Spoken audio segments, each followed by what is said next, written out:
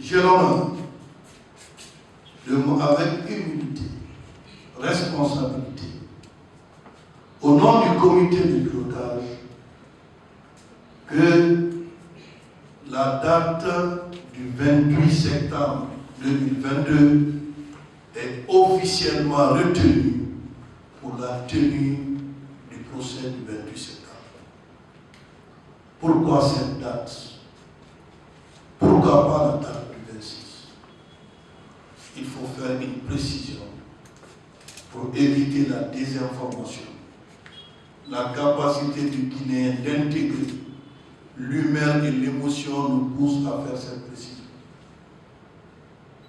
Que cela ne remet pas en cause la capacité de l'État à pouvoir organiser ce procès. La date du 26 devrait être la date du procès.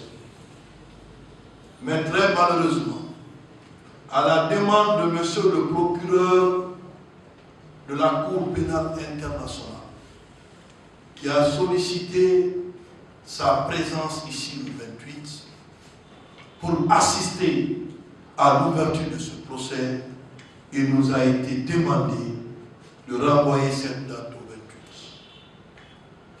Donc, puisque c'est nécessaire, puisque entre la CPI et les États, il y a le principe de complémentarité.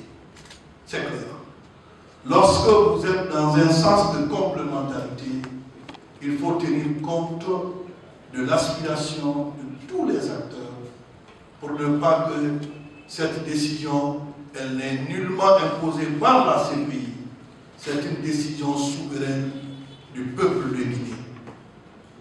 Et je demande donc à tous les acteurs prenants de ce processus qui va commencer et qui a déjà commencé à pouvoir faire en sorte que notre pays puisse sortir de ce processus qui va revisiter notre histoire, notre passé, mais que nous sortons tous dans ce procès avec une nouvelle vision d'une Guinée où l'impunité n'aura plus désormais sa place.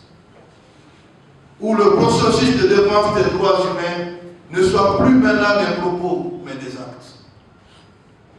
Que ce soit d'ailleurs ce procès et tous les autres cas de mort, l'État s'est engagé, encore une fois de plus, à rétablir toutes les victimes dans notre pays. Cela peut paraître l'utopie, mais l'organisation de ce procès est la preuve que le gouvernement de la transition, sous le leadership de monsieur le président de la transition, chef de l'État, n'est plus à démontrer.